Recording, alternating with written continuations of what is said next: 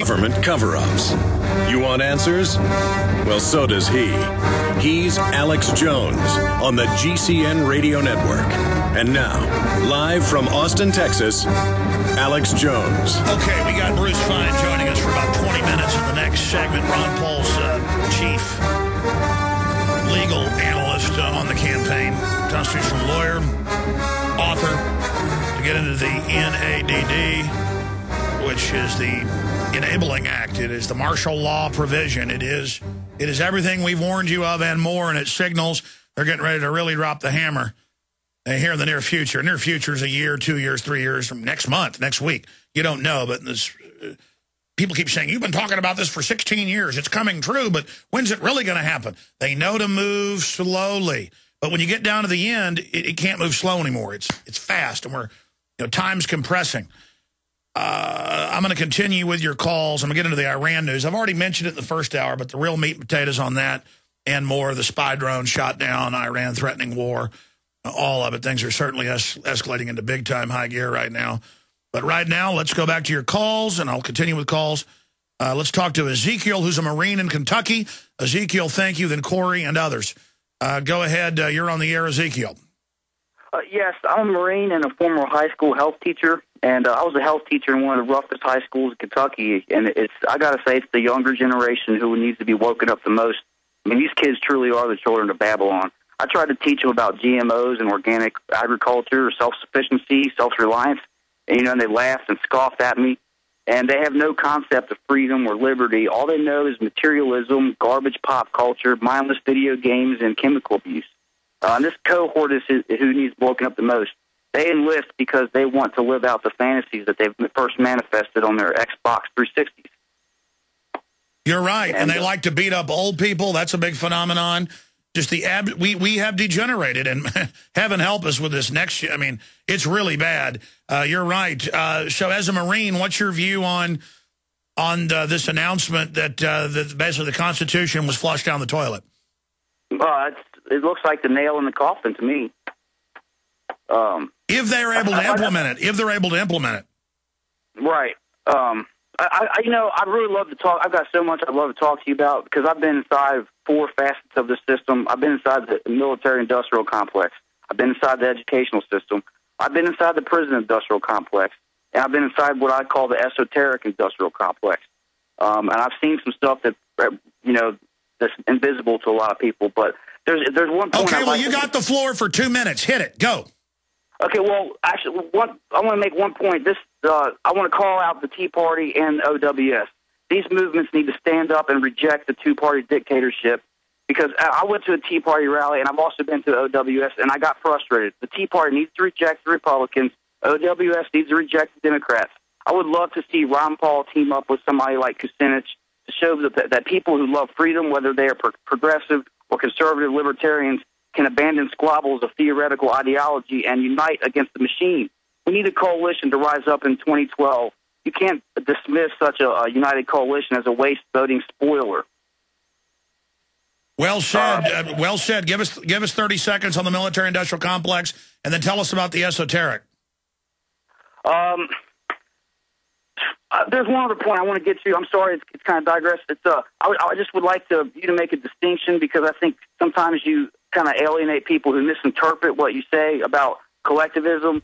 There's state collectivism and there's libertarian collectivism. And an Amish community or a Buddhist or Catholic monastery. No. If people get together and decide to collectivize, that works really good if it's small and works really well. Small is beautiful. There's a book on that. It's command and control collectivism is the plague.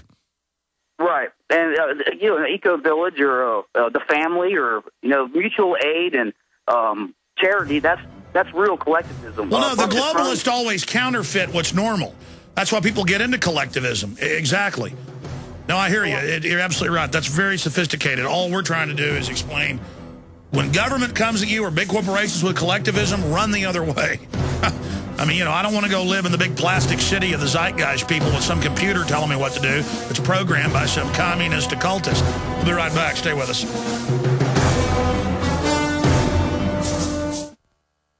Hi, this is Alex Jones. This holiday season, more than half of our nation is in need of help due to the shattered economy.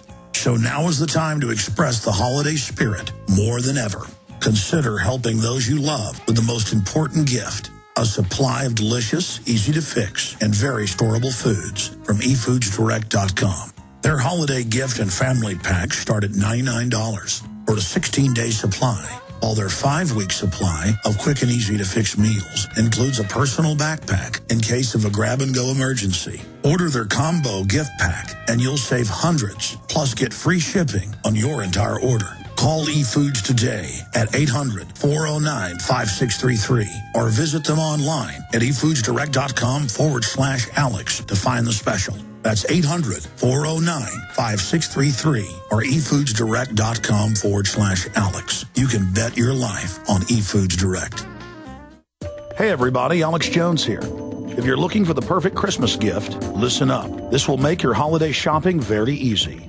This year, give a seed bank from one of our oldest sponsors, Solutions from Science, to your friends and family. Here's why. The Survival Seed Bank will give any friend or loved one the ability to grow a full acre crisis garden of nutritionally dense, life-sustaining food. And the Survival Seed Bank is not just a box of open-pollinated seeds. It's an indestructible, waterproof seed bank that can even be buried if we face a real meltdown. And here's the best part. All the seeds in the Survival Seed Bank go through strict germination testing, so you can be confident you're not buying old seeds. Give a Survival Seed Bank this Christmas by going to survivalseedbank.com. That's survivalseedbank.com. Or you can call 877-327-0365 to give the gift that produces an ongoing supply of life-sustaining food. A very wealthy U.S. citizen is predicting that in 2011, we will witness the most important day in America in more than 50 years. He says it will change everything about our lives. The way you shop, travel, invest, educate your children, and even how you take care of your health and your own family. Now, this man has made some outrageous predictions over the years. The crazy part is, he's usually right. You see, he predicted the collapse of GM, Fannie Mae, Freddie Mac, and America's biggest mall owner, General Growth Properties. In fact, Barron's called his work a dire prophecy. Recently, he created a video, which you can watch online for free, detailing his biggest and most important prediction yet. And it's a real eye-opener. I can't stress this enough. You should at least watch this free video online today. He explains everything you need to know, including simple steps you can take to protect yourself. You can find the video at www.endofamerica3.com. That's endofamerica3.com. Watch the free video at www.endofamerica3.com. That's endofamerica3.com.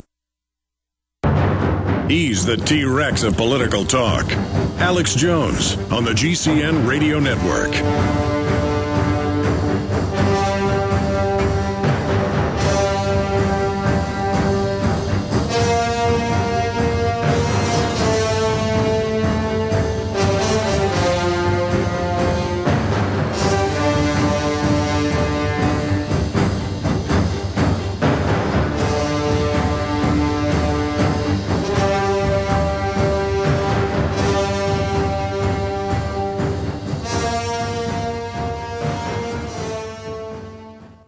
Ladies and gentlemen, we are back live. Thank you. I was late getting back in the studio, running around out there getting some more articles together. The next 25 minutes or so, we are joined by constitutional law expert Bruce Fein. Then I'm going to go back to your calls and into the Iran situation, threatening to block off the Strait of Hormuz, the admitted Western military attacks inside the country. We told you months ago that's what was happening. Now it's admitted. It was really going on years ago, but now it's accelerated. We'll also get into what's happening with the economy. But Bruce Fein joins us. He's a lawyer who specializes in constitutional international law. And, of course, he's written articles for Slate, New York Times, Legal Times, The Washington Times. He's an expert on civil liberties. He's involved with the American Enterprise Institute and the Heritage Foundation, both conservative think tanks, as an analyst and commentator. And, of course, he's also an author. He is Ron Paul's chief legal advisor on the Constitution and Bill of Rights. And AmericanFreedomAgenda.org is one of his sites. And he joins us now to talk about the State of the Union. Going back when he was on with us, 4 or 5 months ago, we talked about Obama launching military operations and saying he didn't need Congress to do that he, quote, did it for the credibility of the UN. I mean, what a slap in the face, what treason. that he became the head of the Security Council, violating Article 1, Section 9, flaunting it. The news even admitted that. Now we enter a new phase, and Obama says he'll veto the sections of the National Defense Authorization Act where the military can arrest U.S. citizens. The whole world's a declaration of war against the world, kill anybody anywhere, including Northcom here in the U.S. So all of that's in there. But Obama came out and said, I may not sign it because I'm the president and I have that authority to kill citizens outside of law or courts or anything, anywhere in the world. So I don't need Congress. So the media tried to spin it as, oh, Obama's for the Bill of Rights, Constitution. No, the press release his lawyers put out last week, we covered it here, said something entirely different. We'll get Bruce Fine's breakdown on this and get his take on the Ron Paul campaign. Bruce, thanks for coming on with us today. Well, thank you for inviting me. Wow, things are really accelerating. Were you shocked by this legislation? And give us your expert take on it and where this takes us. Yes, and I want to, let's take it from how we interpret the president's threat to veto. This is before the legislation was passed by the Congress.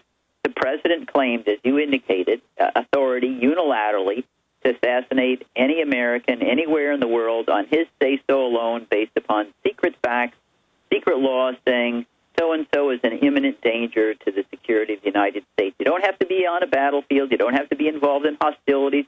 You don't even have to be accused of a crime because Mr. Al-Awlaki had never been indicted. He'd never been subject to any even formal arrest warrant, anything like that. Neither was his 16-year-old kid who was vaporized a few days later. I mean, this is a power that would have made King George III jealous, and we overthrew King George III. This is a power that every tyrant would crave and celebrate. I can kill any of my citizens anytime I want based upon secret facts and secret law. And on imminent danger, I mean, he'd been on the list, Al-Awlaki, for over a year. And imminent danger, I mean, imminent means it's going to happen immediately. It shows the Orwellian use of language by the Obama administration. But that's before. He also claimed the absolute authority to decide on his own whether if he did capture an American citizen or a non-citizen in the United States based upon some suspicion that he said shows involvement in international terrorism, he could decide on his whim. I'll try you in a civilian court and prosecute you, or I'll try you in a military court, military commissions and prosecute you. I can just flip one way or the other, and you can't constrain me. That was before the legislation.